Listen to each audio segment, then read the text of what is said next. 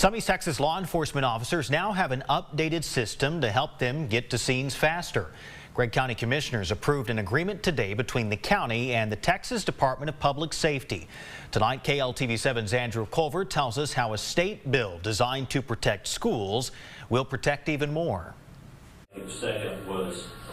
The Texas Department of Public Safety will have a database of Gregg County contact information in case of an emergency. This includes the Gregg County Sheriff's Office and the 4 precinct constables. Chief Deputy Craig Harrington with the Sheriff's Office says DPS would have to call around to find the right department head before today. Instead of them getting on the phone talking to 4, 5, 6 different individuals to find out, hey, where are we at and what assets do we need to bring, they can look automatically down, know who that department head is. He says the agreement not only helps with law enforcement response, but also helps maintain the scene after. Precinct 1 Constable Mike Grisham says the new agreement is a step in the right direction. We know what the chain of command is going to be, how it's going to flow at the scene, tactics and training procedures that we're going to train on to make sure that we're all one unified force. House Bill 33, otherwise known as the Uvalde Strong Act, was passed in September of 2025. The bill requires counties to enter into the agreement with DPS. The bill aims to help law enforcement be better prepared for acts of violence in schools. Naturally, you think of,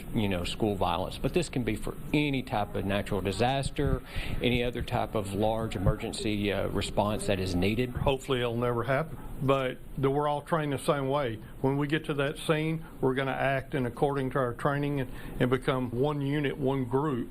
Andrew Culver, KLTV7 News. House Bill 33 also requires sheriff's offices in counties with 350,000 people or less to host 2 school safety meetings every year.